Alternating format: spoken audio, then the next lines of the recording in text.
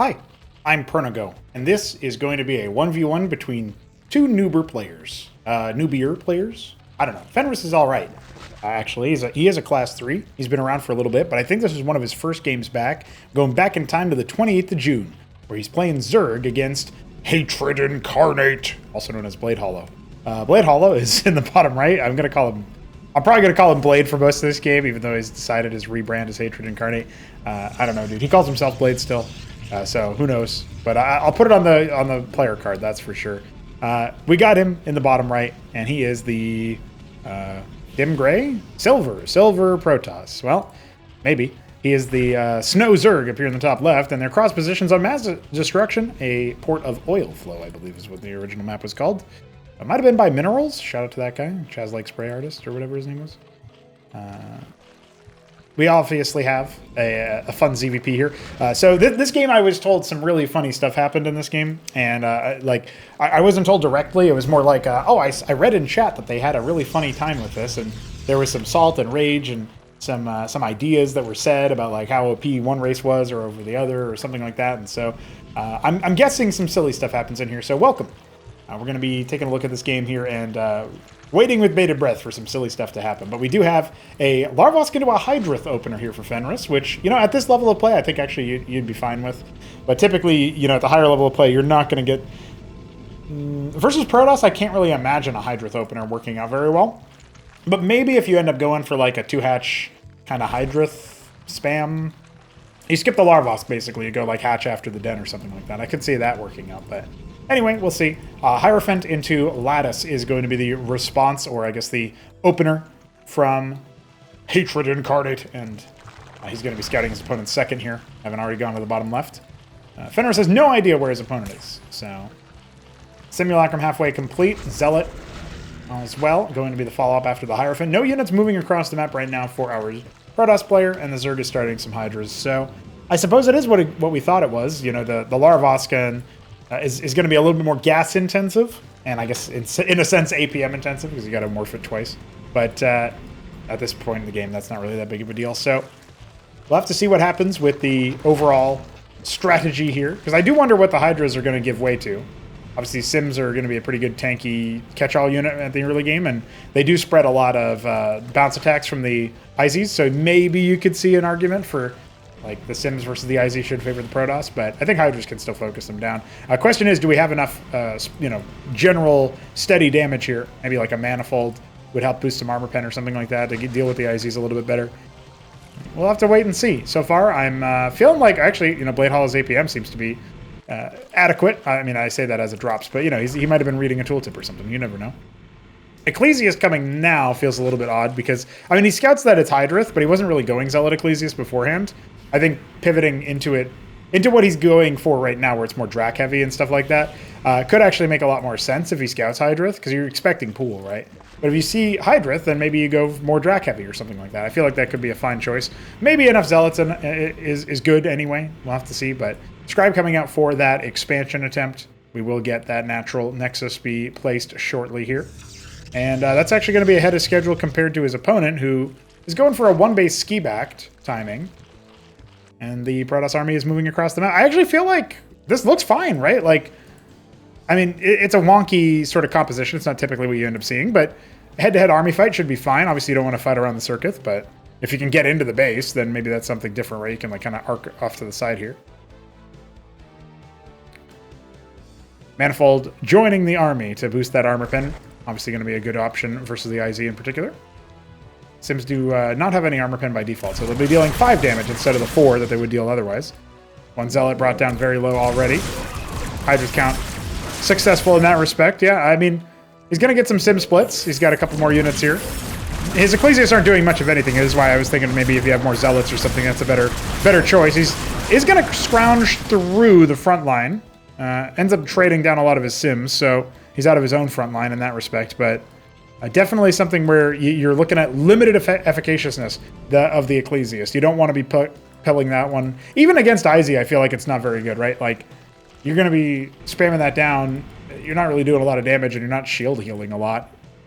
They might try to go for a surround on you, but if the Hydras are there, that's going to be the main DPS. They don't really need to get in your face. So, you know, in a MOBA, we call this poor itemization. Same kind of deal here, right? Not doing too hot on the selection of the units. Pylon to expand the radius. Only now getting a third production structure, well after the Nexus is done, it feels like. But typically, I think as soon as you hit that Nexus, you want to go for more production. You're going to have a lot of money in the queue there.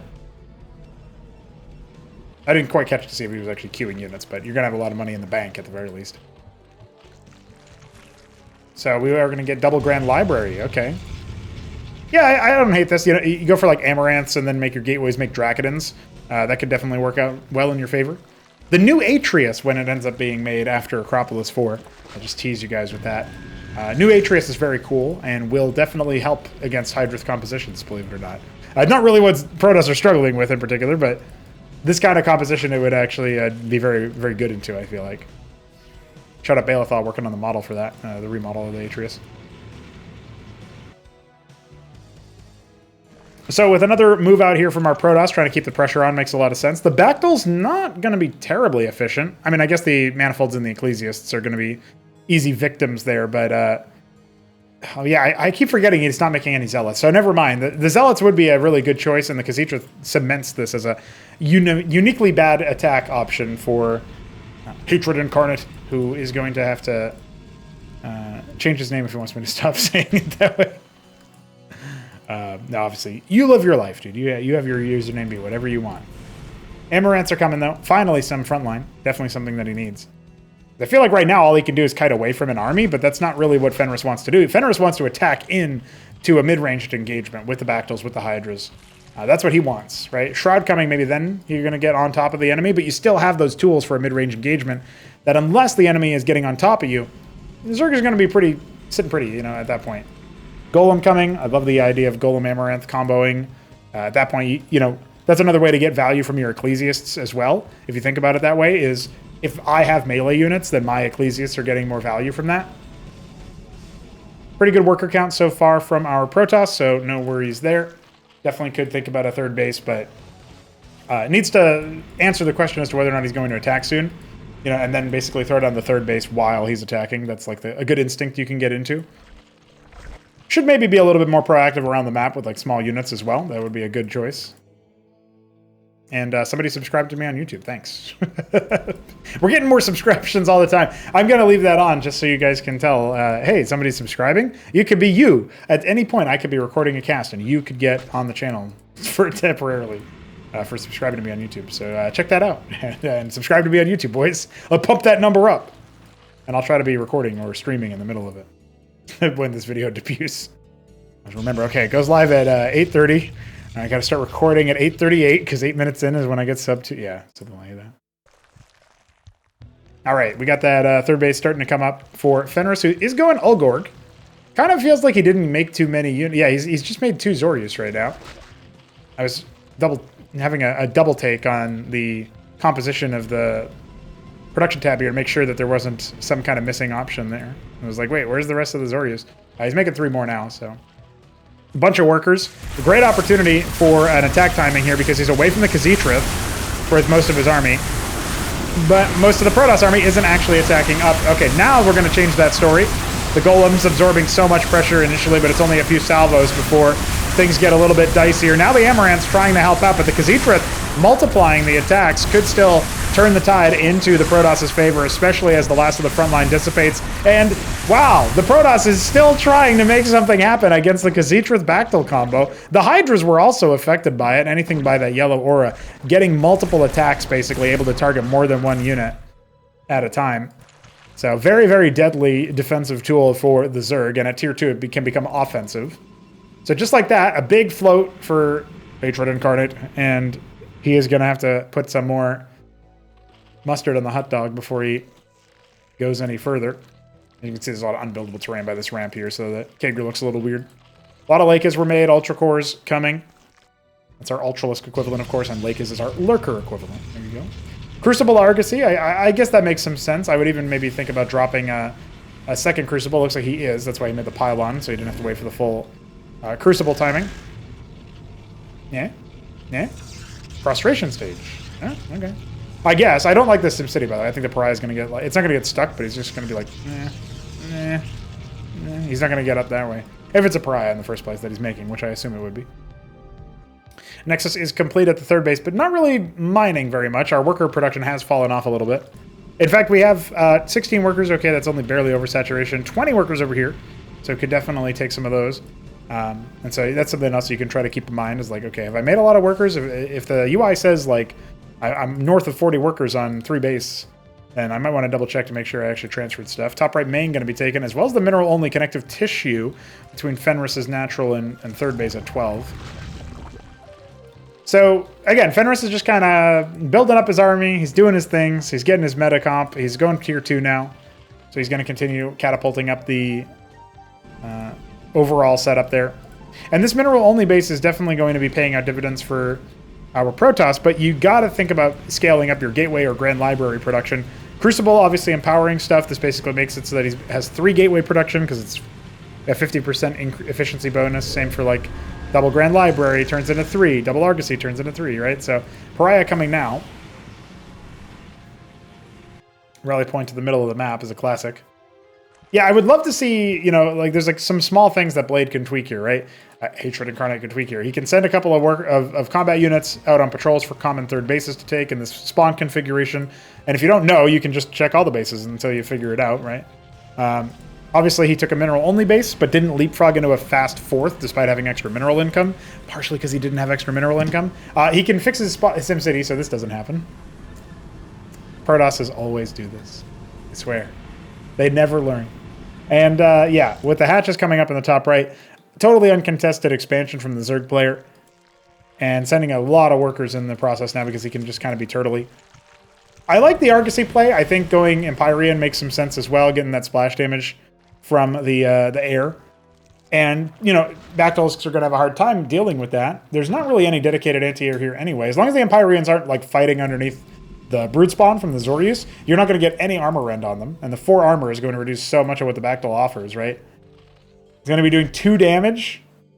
That's outrageous. Protaphalors are coming out. That's going to be a bit of a deadlier threat. I didn't even notice the Spire go down. I was too busy giving analysis and giving tips, but 6 o'clock going to get saturated here. A lot of workers over here at the mineral only could be pulling some of those. Also, if you ever get so much money you can't spend it, just put down another Nexus, put down more production structures, right? He's got 2 pariahs stuck back here, by the way. He's now started to notice. Or has he? No, I think he has. I think he has. He's probably just cursing them out. Zenolith to recall them. That's actually, honestly, I hope he learned that from Neblime. Neblime used to do that too. He's like, yeah, my units will get stuck. I just know it. And then so he made a Zenolith.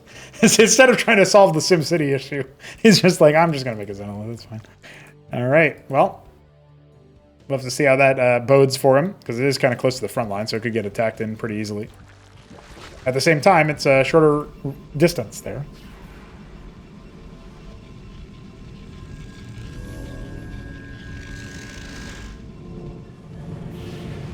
He's going to do it onto the structure itself. Yeah, that's kind of what I thought. Yeah. It's okay. He'll be all right. He'll cast it correctly next time. Trust. Capping the geysers in the main and natural, but not in any of the other bases just yet. Fenris is certainly going to be spiking up to a heavy float himself. Not a lot of gas for our Protoss. He's gotten the Sedents, but it doesn't look like he's gotten it for any aquifers. You might need to consider that himself, as well as taking bottom left main and nat. Yeah, this is our players have decided a handshake. I'm still waiting on the move there. Oh my god, he's going tier 3! That's what Fenris was doing this whole time. Well, we get to see tier 3 after all. We just had to go, cast some newbier games. That's it. That's all we needed. Let's see, do it. Yeah! There's one Zealot in here too, but he can actually get out on his own. He's just lazy. He wanted to take the cab ride.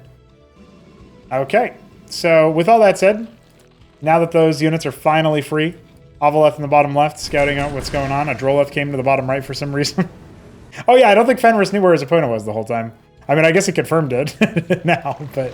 Alright, tier 3 is done. What are you making?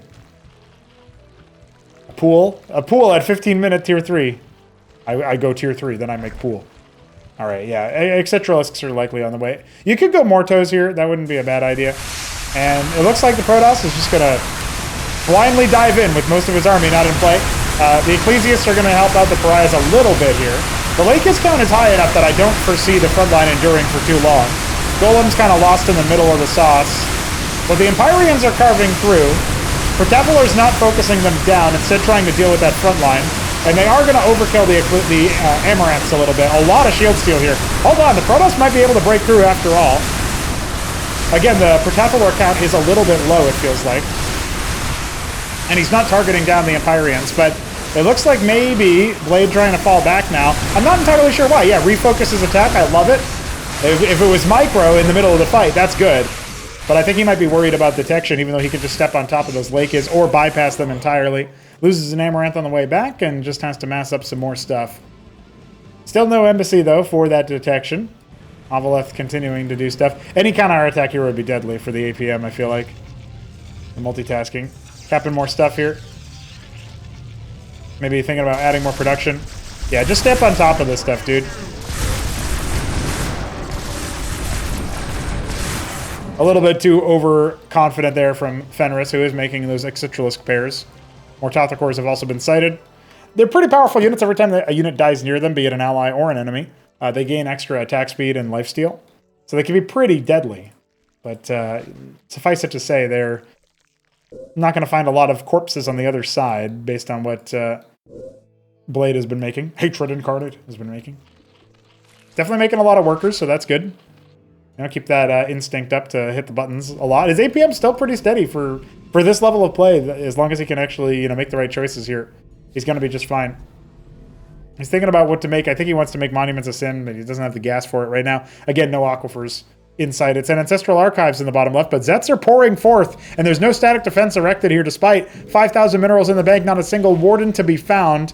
Well, the Zerg army is going to be provoked. And if the Protoss responds, you can tell I'm used to commentating higher level games like, oh, I'm under attack, I'm going to move my army, but that has not happened here. So the Nexuses get torn down, torn asunder. That's a little rough. Those are the underlying bases we needed to see. And it kind of feels like Blade's not really sure what to do with himself right now, Did he cancel his Ancestral? I'm not quite sure. He might have. Amaranths are going to defend the natural. There's not a single static defense structure constructed anywhere right now, dude. But we got some Sirvaleths coming. Oh, dear. The lifesteal is going to be off the charts, boys. At least battle workers are happening. One Pariah with 9 kills. Love it. I really don't know what the hell is going to happen here. I mean, the main army fight might still end up with the Protoss, but if he gets broken, if he gets, sabotaged here, if he doesn't win tremendously, you can tell. I did say any counterattack or anything like that is going to be really deadly. Well, his Empyreans are now going to be under attack. He's got 10 of them, 2 more waiting to go, but his ground army is not actually engaging. He falls back off the rip. Excitralists are going to absorb a lot of shots, and the Protavalar count has grown quite a bit. I think there's north of 20 of them in that fight. Let's see how those Empyreans manage. We'll keep them selected for now. Excitralists are also going to provide a ton of value here. Can't quite break through the Mortophacores. They're getting their lifesteal going in a big way. The Ecclesiasts trying to shield sustain themselves, but you can't beat them when the Empyreans are busy trying to deal with the ranged backline. The ground army is crushing through, and that's going to allow the Excitralisks to help out versus the Empyreans as well. So it looks like we are seeing a routing indeed. Only 2 Empyreans remain. But the Zets have gone everywhere, all over the place, rallied all over. Ultra Cores coming down. Made out of Oxal Cesians by the looks of it. Yep, we got them. And GG has to be called after almost 20 minutes. So we were building up to quite a finale there. We saw this Sirvaleth for just a split second, but it was gone, and that is a wrap. I guess I really wasn't expecting a game quite like that, I'll be honest with you guys. I thought Blade played all right. Not as bad as I would have expected from all the salt. He played an all right game, but he just wasn't very proactive. And Fenris played very passively, very turtily. And I talked about it recently, right? Like, if you're going to go against Zerg, you got to not leave them alone. And to his credit, Hatred Incarnate did try to engage with his opponent there, but it didn't quite work out in his favor a few times, and then he just sat passive in the middle of the map. He didn't check any of the other bases. He didn't force his opponent to kind of pay an attention tax to every decision. That's the kind of thing you could think about, right? Force your opponent to respond to something. Don't give away units for free. Force them to be cleaned up. You know, don't let them take bases for free. Force them to be escorted so that the workers have to actually clear a unit there. These are high-level player moves that we see all the time. And that's definitely something that I think Blade can help himself out with. GG's. Thanks for joining us for that older game and newbier game. We're going to be going back to other programming pretty soon, so subscribe and stay tuned for more. Peace.